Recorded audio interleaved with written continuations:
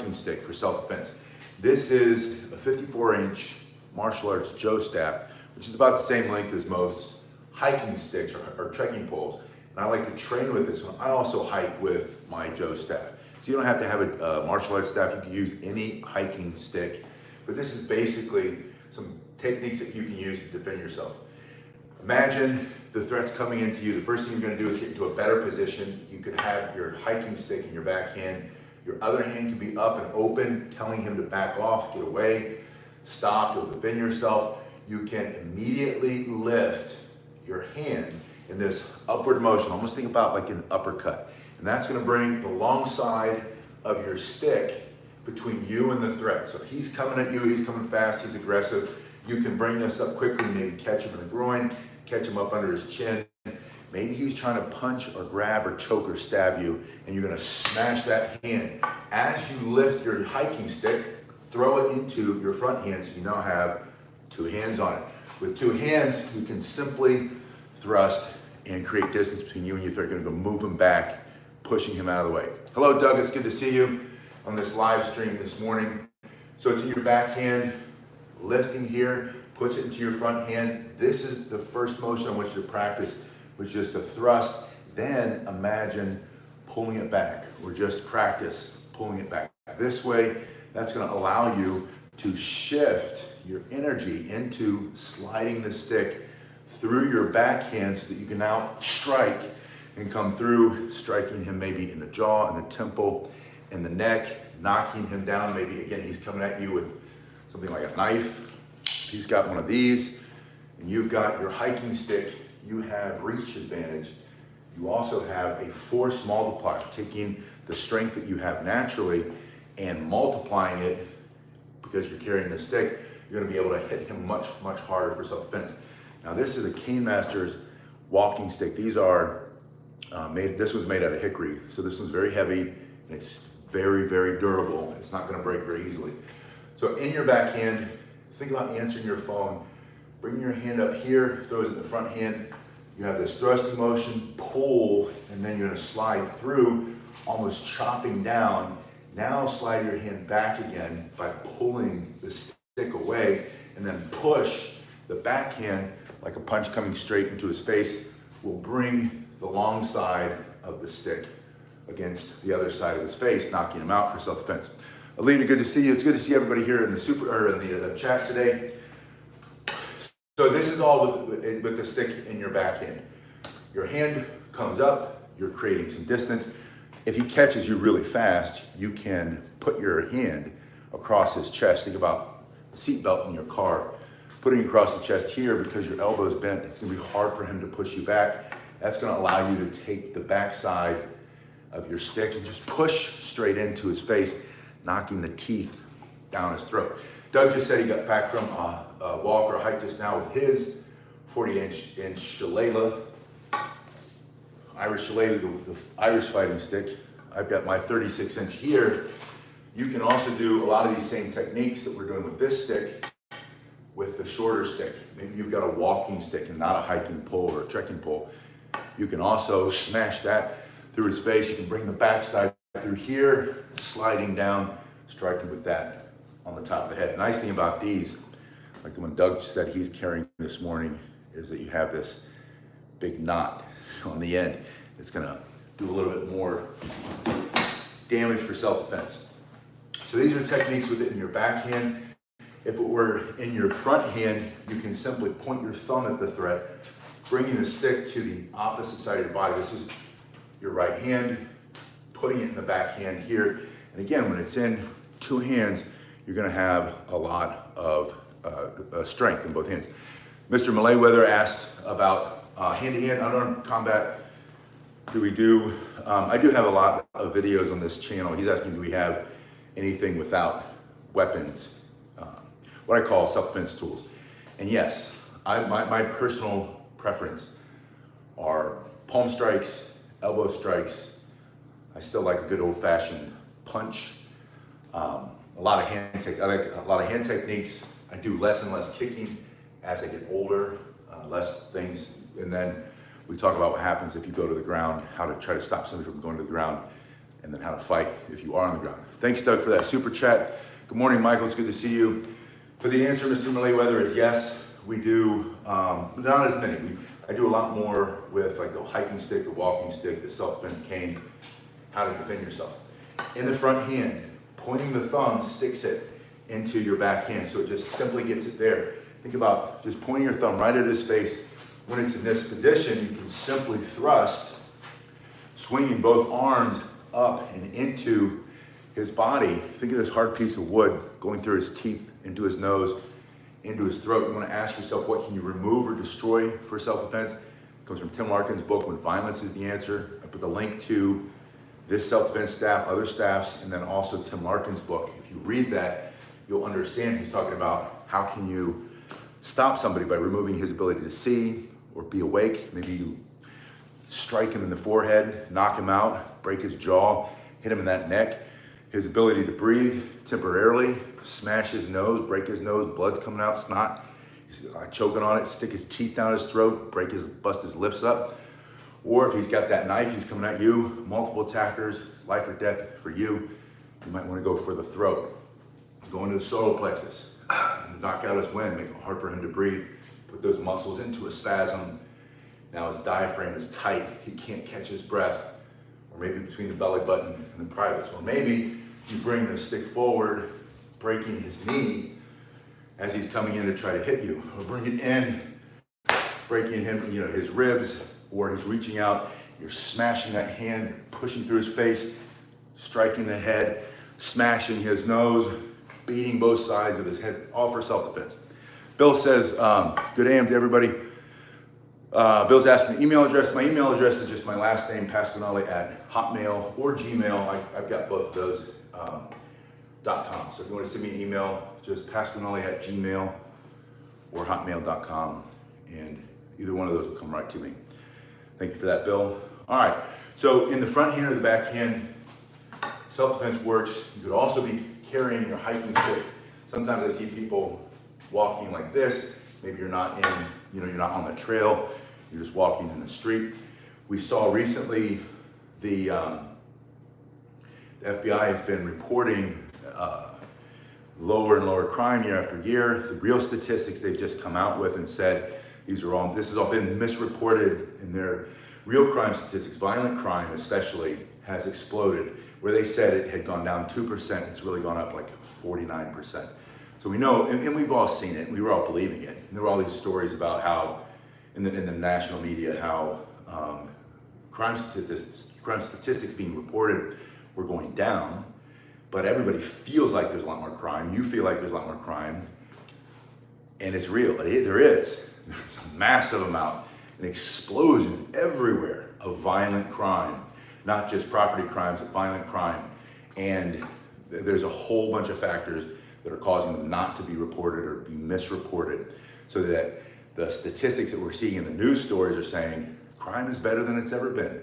And we see with our own eyes and then when I talk to law enforcement, I've been talking to cops every day on my new job for the last 3 weeks. Every single one of them has the same story. Crime is exploding. And these are in safer neighborhoods that we're seeing crime exploding. So when you go to the more challenging neighborhoods where you might live, you might not have a choice, that's where you live. You can walk with a hiking stick or hiking pole, or maybe it's a Joe staff like this one, and have a force multiplier and have something to defend yourself. Some people will choose to carry this. I choose to do both. I like to have multiple sticks. I also like to train, like I said, without anything in my hand, elbows, knees, headbutts, grappling. If I have to go to the ground, how do I get back up? And I don't want to. I'd rather have them go to the ground, and you'd probably rather have them go to the ground. But, what are you going to do to keep yourself safe?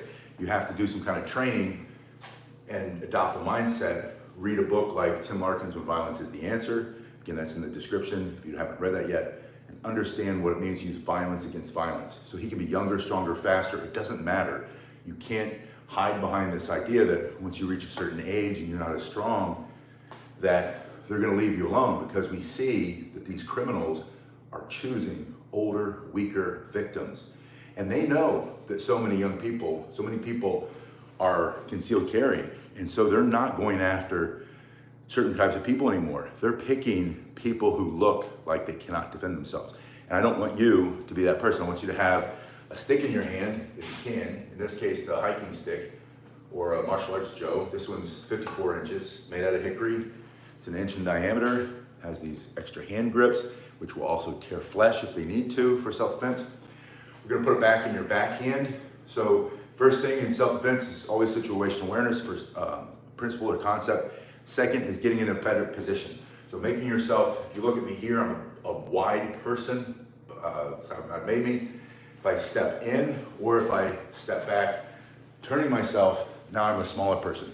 I have my elbows between me and the threat. My front hand is up. My back hand has a big stick in it. From this position, I'm gonna have you punch using this short end of your stick to go into his nose or into his teeth.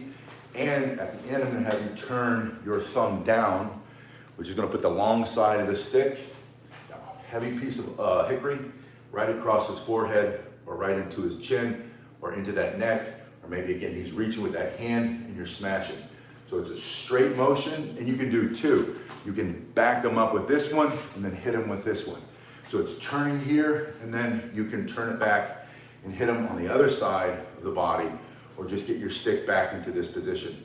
Then you can answer your phone, thrust, pull your stick back, slide through here, pull your stick back, slide through his face, pull your stick back, come down on the top of his head, pull your stick back, come up under his groin.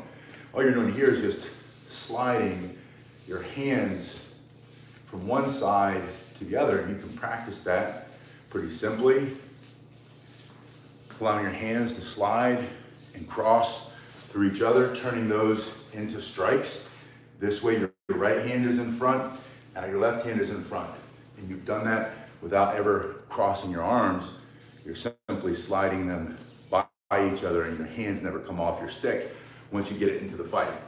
So in this position, backhand, his hands up, giving your verbal command, you tell him back up, get out of my face, thrust, smashing him 1, 2, maybe 3 times with this motion into the nose or into the solar plexus or down into his groin, and then turning and smashing with the long side, all that hickory, all that oak, smashing his face, bringing it back this way, bring it up to your ear, answer your phone, thrust, pull, chop, pull, punch, pull, down, right on the top of his head, knock him out, pull, bring it up between his legs or up under his chin, stick it through his neck, if you have to. I was looking for the camera there.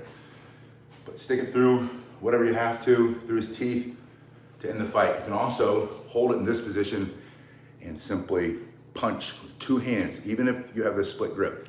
Think about this hard piece of this bar of oak or hickory, going in, smashing his teeth down his throat or into his nose, or just that pressure, pushing him, getting him out of your face, push him back, boxing his ears, or striking his legs, take his legs out from under him, and end the fight that way.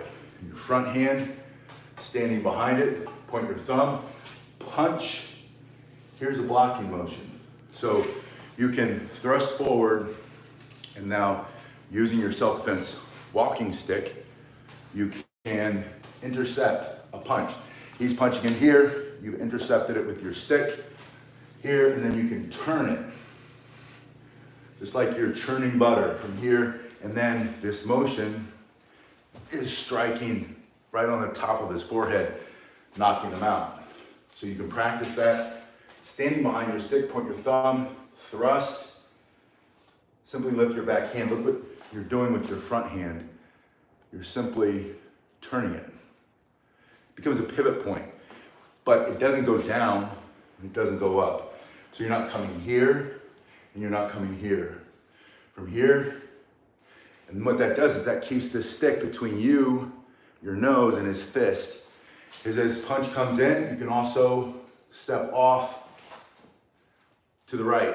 Your right foot's behind the left, coming over to the right, makes him punch and miss you, like the old Karate Kid movie. At the end of the movie, bad guy, Cobra Kai guy, punching Mr. Miyagi, and he simply turns and allows him to go by.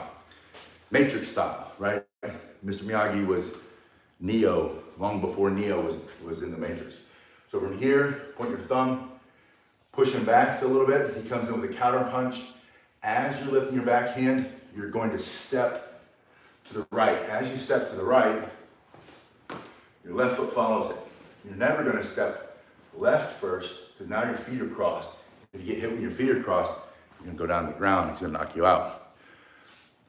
Yeah, Doug says he never realized the power of the walking stick. Doug's a lifetime martial artist, law enforcement, retired.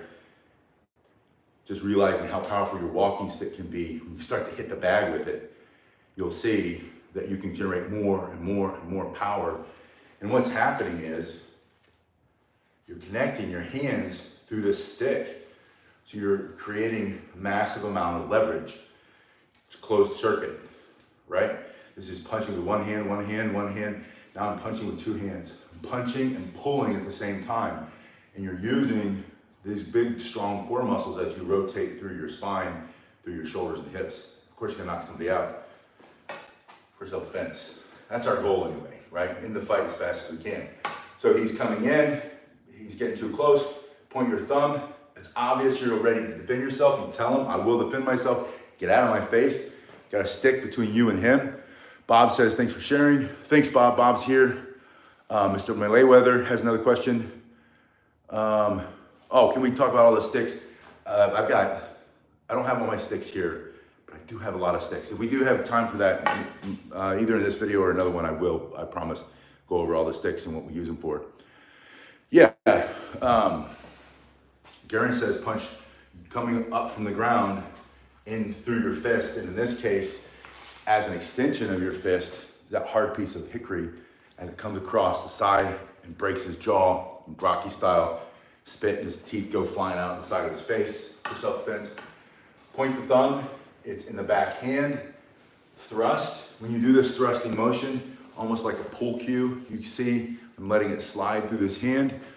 I'm turning this hand up. Avalon says I'm going with his walking stick today. Awesome, Avalon.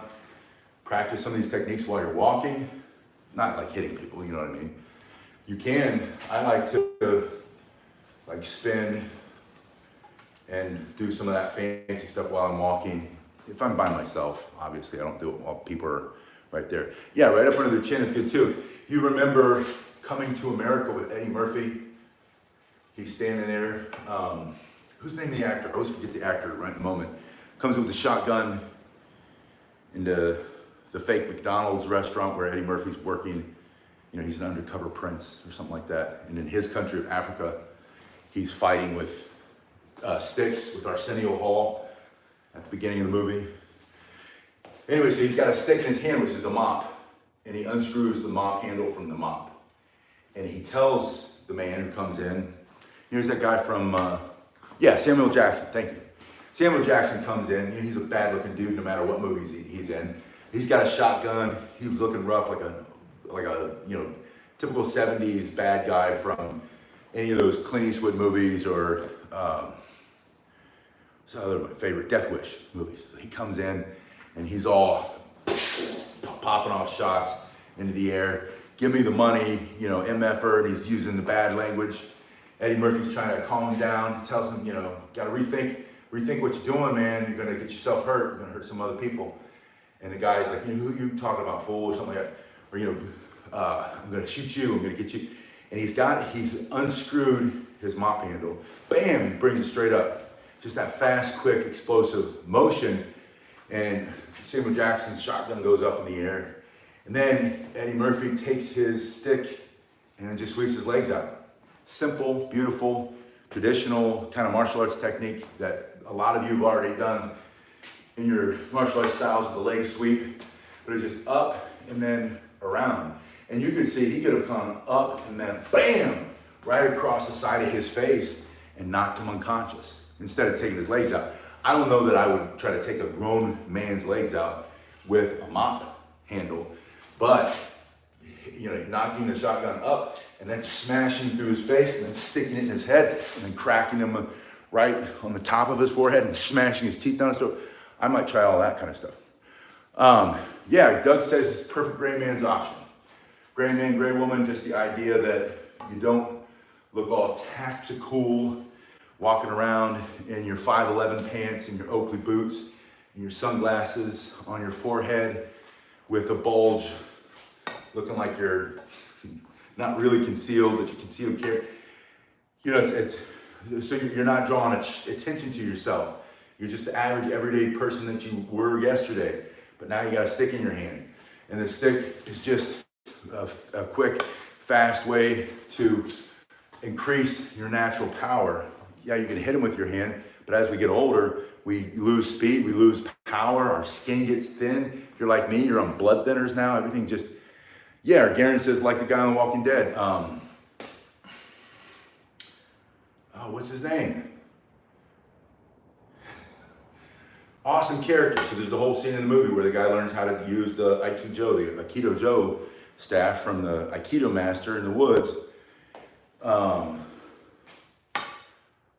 What's his name? Well, the guy on The Walking Dead.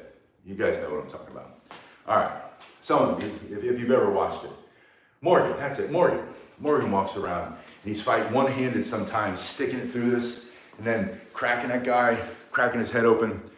And yeah, Mr. Weather says, what if they grab the stick? I think the question is it easily grabbable? It is and it isn't. If it's not moving, it's easy to grab. If they do grab it while it's not moving, simply twist. Twisting your stick, twisting your body as you stick to engage your shoulders and hips will give you more strength. And then if he's got a good grip on it so you can't twist it well, pull on it a little bit, which will force him to pull back. As he's doing the tug of war with you, give, let him have it. And then as it's going in, so all of his energy is coming to pull back, that's when you're gonna twist. And then as you twist, if you can accidentally on purpose, bring that up along the side of his head and knock him back a little bit, then you're gonna use that. And then when he loosens his grip, because you just cracked him in his temple, bring the other side through, breaking his jaw. His hands are now off. Stick that through his face, crack him, smash him, beat his ears, take out his knees, stick it in his solar plexus to put him on the ground. So it is easily grabbable.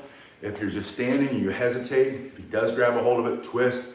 He's coming for it, stick your hand in his face and give him the short stick, the short end, right? It's easier if you have this part and he's grabbing the short end and you have the long end here. You can smash him in his face here, and then as he's holding it here, turn your hand, allowing the long side to come across the side of his face. Once he lets that go, bring it in here. Now you've got two hands on it again, punching, thrusting, smashing. Think about all of the thousands probably of years that military people, soldiers,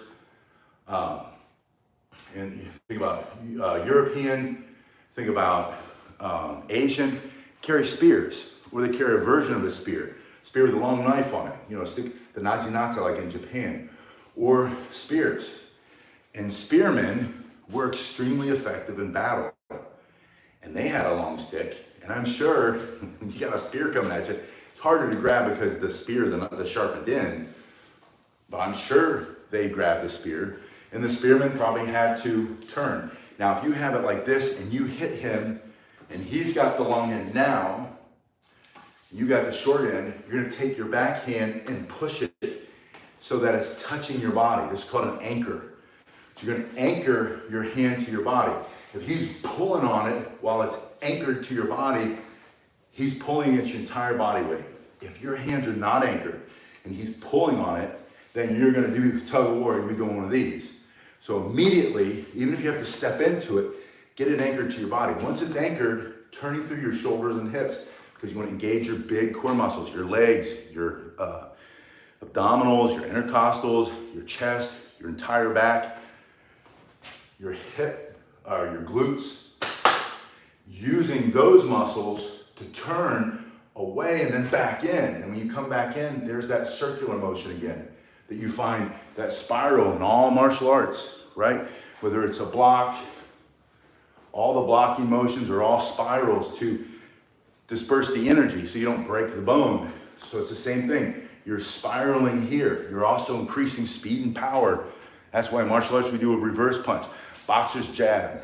Martial arts, spirals, turns. So now you're turning And his hands are now gonna do one of these. They're gonna cross at the wrists or at the forearm. And then once he's compromised, you're gonna shut it down and then bring it back up and thrust, bring it to his face, crack him, bring him up under his chin, rifle butt attack, crack the top of his head, smash him in his teeth, box his ears, break his knees, stick it into his stomach, and put him on the ground for self-defense. But I promise, one of the things that I'm working on, as soon as this hip is done, I'm talking to the doctor again, trying to get another date, hopefully over the Christmas break, back in the middle of the next year, which is coming up like this. I'm gonna get some partners, some adults, so I can show you all this stuff. So it's not just me fighting myself in the garage, which looks, I would expect a little silly, right? But I'm trying to give you the idea what it would look like. All right, so in the front hand, point the thumb, thrust. As you thrust, you're turning both hands over. This hand turns under, which creates kind of a lock. This hand turns over, locking that elbow. It also puts your joints in line so that you're gonna move, your whole body's gonna move instead of your arms moving. You don't want him to shove your stick back into you, either into your body or past, and then he closes the distance and then he's hitting you or he's got that weapon slashing or stabbing or whatever. Alita, thank you so much for that super sticker. So from here, thrust, turning these over. Then I want you to practice this blocking motion. This is very important. I don't teach a lot of blocks. You can do a lot of blocks if you want, but I like to keep it super simple. I'd rather hit him than try to block him than hit. You know, if we were boxing, parrying is important, learning how to push it, punches out of the way. Slipping is better, right? Not getting hit, slipping and parrying at the same time is even better. Smashing him in the face as you slip and parry is what's best. Blocking works, blocking while you're moving is better. Blocking and moving while you're hitting him in the face is gonna be best. So from here, point the thumb, thrust. Hopefully that moves him back a little bit as he comes in. You're gonna time it. You're stepping right, left, never crossing the feet. We're stepping right, left, his right foot's behind, going back into the right at an angle. Think about pulling out of a parking spot. You don't pull straight back, pulling out here so you can go on the street. Block. From here, blocking, and then turn it over, smashing.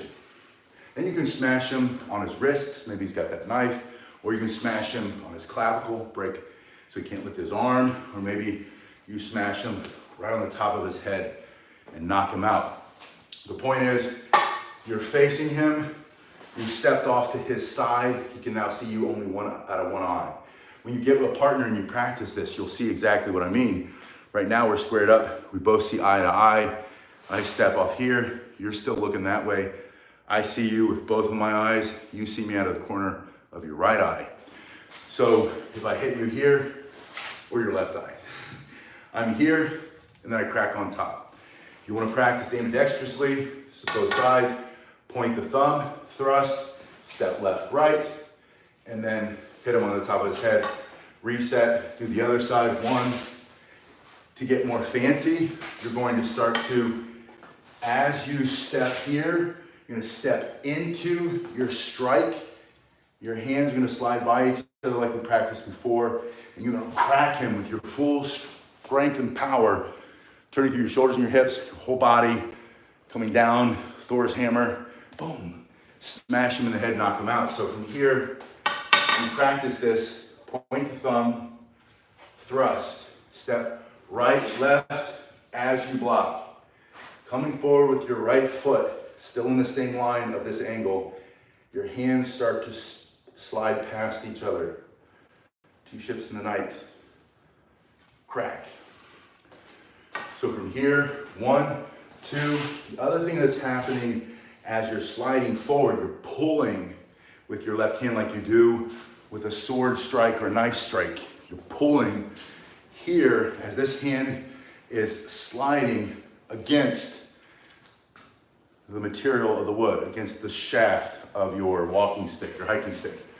So you're increasing block, strike, the power and the speed of the strike as your hand comes down here, putting pressure against it. along the side of his head. From here, 1, 2, 3, and slow and smooth, smooth as fast. I've done this many times. I need to do it many more times, get even faster, get smoother. I haven't done it in a while. So I'm not as smooth as I can be. I'm not as smooth as you're gonna be when you practice 1, 2, 3. Now put it in your other hand. Do the same thing on the other side. Point the thumb, step back left, follow with the right, blocking. Remember the front hand just turns, it doesn't go down, it doesn't go up. Blocking here, step forward, slide the hands past each other. Right hand now pulling, left hand sliding down, crack, right, boom, inside of his head. Reset, left hand's forward, point the thumb, thrust, block, strike, back to the center line, point, thrust. If you want to, you can start to do it kind of like a U, sliding from side to side and do it faster and better. Next level, you want to go to the next level, tie to a tree branch, or like in here, you can't see it right now, but you can hear it. Got the garage door opener, tie a sock, or tie a sock with a tennis ball in it, a little piece of rope, so that now, hit the tennis ball, step off, come forward, now the tennis ball's swinging, hit a swinging target, hit a moving target. That's the bad guy. He's not gonna be standing still. He's coming at you. He's gonna try to hurt you, take away your freedom, your dignity, you're defending yourself. But give yourself a target so your accuracy improves. Stand behind, hey man, back up, you're too close. Don't come any closer. Now you're pointing your thumb at him, it gets in your back hand. He comes in too close, boom, you just pop him back. He's gotta do one of these. He's still coming. You're gonna step off the side, intercepting his punch. Step forward where he can't even see you. He's over here. You're bringing this through full speed. You're almost chest to chest with him. You could have taken that elbow and, what's that movie, a TV show, Reacher? I never saw the movie. I just saw that it was Tom Cruise. I was never a big Mission Impossible fan, just because he seems like, he's like Brad Pitt to me. He's like a tiny dude, which is fine, but I'm a big dude. So I resonate better with big dudes. And the Reacher dude he's much bigger than me. He's a big, big dude. And there's anybody ever see that Jack Reacher TV show? I think it was on Netflix, baby. I was shocked. My wife and I watched it together because she normally doesn't like super violent movies, but I think it had a good storyline at the beginning. And so we watched a little bit of it. But I knew it was coming because I had only seen, Prime, Garen says, it was on Prime. Yeah, I got rid of the Netflix. All I have is Prime now. But it was a long time ago when we had both. But I had seen a clip of him elbowing this dude in a prison cell. And I saw it coming. And I told my wife, because she hates to watch stuff like that. I'm like, babe, you gotta turn away. It's about to get hot. It's about to get real. Not in a romantic way in this prison cell, thank God for both of us. But you better turn away because the man's elbow is about to crush that man's skull. Anyway, I wasn't gonna say that anonymous. Anyway, I wasn't gonna admit that truth. Yeah, he's a good looking younger guy, that actor. Yeah, but I think he's married, he's a good guy. That's how we measure those kind of guys. Good dad, good father, good husband, good looking, big muscle dude, young. When you're younger, you're able to do a lot more. When you're older, you gotta carry a stick. Barris, he says, started spinning a staff weeks ago. Videos have helped. I appreciate that. Thanks for that feedback. Yeah, Reacher is a very good show. In the first season, I tried to watch the second season. I really couldn't get into it. Got boring like a lot of shows do in the second season. But I don't watch a lot of TV. We often, or we sometimes will look for shows that both of us have an interest in watching. She's typical, loves the slow, dramatic, romantic kind of stuff. I just want to see things blown up. That kind of stuff. There was that Jack Carr series on Prime too that came out. Man, that was a good one. I can't remember what that was called either. But anything with like Navy SEALs, Green Berets, Marines, Army, Navy, Air Force, Top Gun, jets, that kind of stuff. I like that. All right. So again, I want you to see and practice this. Point, block, step through, strike, do it on the same thing, point, thrust, block, step through, strike, and then reset. And if you can, graduate yourself to a swinging tennis ball. Yeah, Doug says most altercations don't warrant any physical force, which is true. A lot of it you can get yourself out of with just the way you carry yourself. Again, what we're finding from this explosion, they're finally reporting the real crime statistics. And as they do the deep dive in these real, because there's some people who are nonpartisan, so they're not right or they're not left. They just want to report the facts, or they study it. They're university people, and so they're starting to say what we're seeing is the truth is crime everywhere in the West, especially the United States, is exploding, going through the roof. And it's in security. We talk about the threat surface, especially in cybersecurity. You talk about threat surface. So what is the threat surface? The threat surface in cybersecurity: your email, your phone, text messages, downloading the wrong thing, clicking on something that's suspicious online. Those are all threat surfaces. What's the threat surface to you and me when we're taking our family to get something to eat downtown on a weekend? It's the homeless people who are really addicts, who are desperate and they've dropped out of the bottom, and they're angry and they're alone and they're afraid, and they don't want to be in that situation, and they're going to take it out on an innocent person once they snap. It's the mentally ill. It's groups of young people in neighborhoods where they've got nothing else. They've got crappy schools where they can't read and write. They graduate. They don't have jobs. There's no grocery stores in their areas. There's no hope for their future, and they're desperate, and they're all, because we fail them as a society. So that's a threat, part of the threat surface. The wide open border, and I know this is going to sound political, but it's not. It's a fact. You can study it. So that tens of thousands of criminals from other prisons. This is a true statistic. Again, not a political thing, but the Tren de Aragua is a good example. The Venezuelan gang who've come in, and they've also organized a lot of the MS-13 kids and gang members, because they're not old kids anymore. They were already here. They all came back up through a border as other countries have opened and pushed the worst of their society through that open border. That doesn't mean everybody's like that who's come through. There's a lot of hard workers coming up trying to get a better situation for themselves, their families. But there are also an increased amount of violent criminals, and we see that all the time, what's happening. And then you have a whole nother group of terrorists. And Venezuela is not the only country that's opened their prisons. It's happened in some other Central and South American countries and in Africa. And so now you have groups of people who are coming from a certain part of the world where we may have pulled all our troops out and left all these beautiful bases for them to train at, and have given them millions of dollars every week. And again, not political, these are all factual things. And they've trained these by the thousands and sent them over, and they're all here ready to do something when certain parts of the world go to war, like Iran and Israel, for example.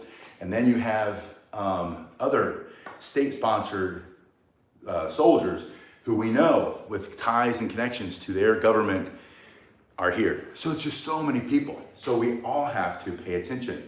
That doesn't mean we have to be terrified, and we can trust that our military and our law enforcement guys, maybe not at the top, but the frontline guys who are really good men and women, they're out there doing their best to keep us all safe. So we know that's happening. But how we keep ourselves, how do I protect my wife, my child? And you can't stay in the house the rest of your life and hope, because it's going to come to you or it's not. And statistics show that you're probably going to be okay. But if you're not, and that's how I train at work. Statistics show we're going to be just fine. It'll never happen here. But if it does, we're going to be more than prepared. And we're going to keep everybody safe. It'll never happen here statistically, but it happens somewhere. So it's not a 0% chance, and it's a greater chance than it was last year, and it's a greater chance than it was the year before, and that's what we're all facing. The likelihood is increasing. Now, statistics are still on our side unless you live in one of these communities, and at the same time, since it's not a 0% chance, how do you protect yourself? So, ex-NYC prepper just put it perfectly. We had this conversation yesterday. Again, I've had it 3 times. I had 3 times the same conversation with 3 different people who were talking about the response time of local law enforcement to get to where I was to respond to the incident. It was 3 minutes. Isn't that fantastic? And I said, that is so wonderful.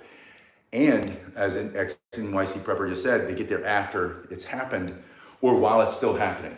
But we know, going back to statistics, in an active one of these, 7 people per minute on average. That means some cases, like what I saw in Dayton a few years ago, they engaged this kid and dropped him to where he belonged in 36 seconds. He took 17 with him and put another 11 or 12 in the hospital in 36 seconds. And the statistic says 7 per minute. So if we say, well, we have a 3-minute response time, the cops are gonna be here in 3 minutes and take care of it. And that's wonderful. But which 21, 3 times 7, which 21 people, children, adults, are you gonna pick to go away to the hospital, hopefully to survive, or worse? Which one of those are you gonna pick? And, welcome, NYC OG Prepper. Thanks for becoming a virtual student. Which one's you gonna pick?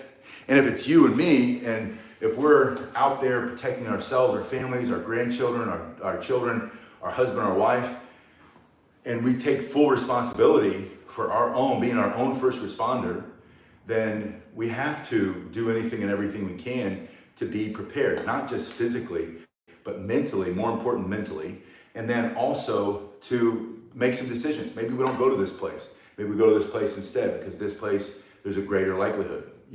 Maybe we stay away from certain things between now and the election. We stay away from certain places where we know there's going to be a greater chance if we're there with our family that could be, maybe it never happens.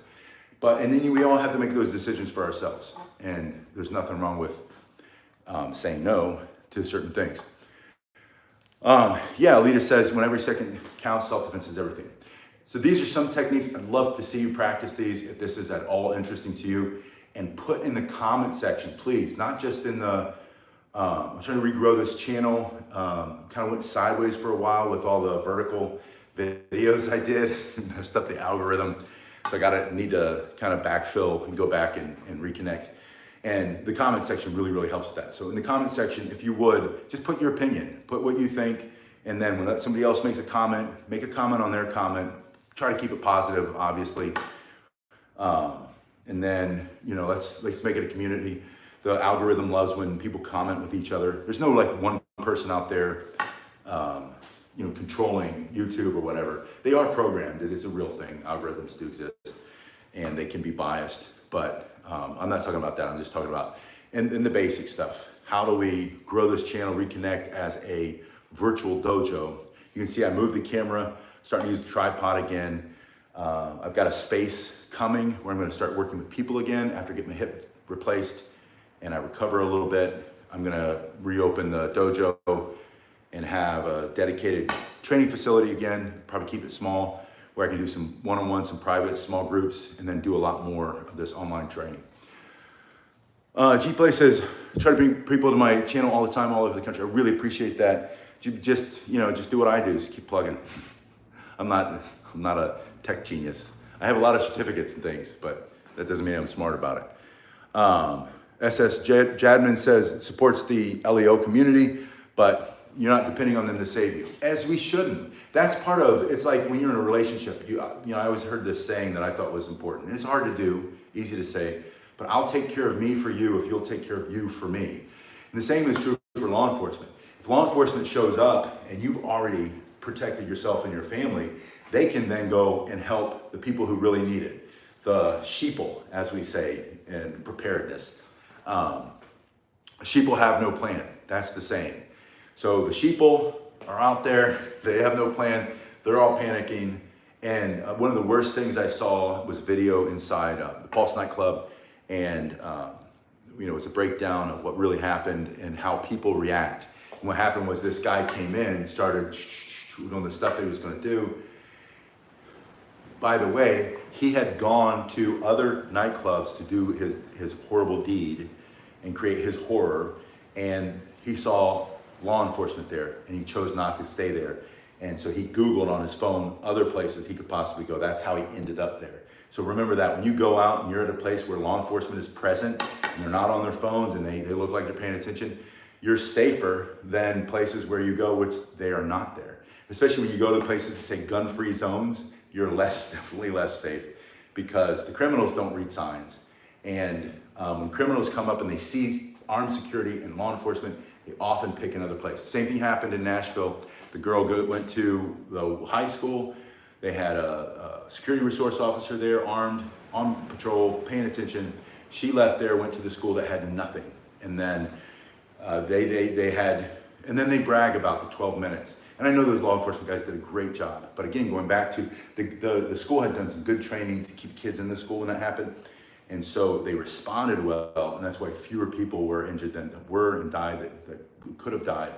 But same thing, you know, they could have stopped her in the parking lot, in the street, and it never would have happened. And that's what I want you to do. I want you to be that prepared person that when law enforcement has to respond to something, they get there and they see you've already taken care of yourself and your family.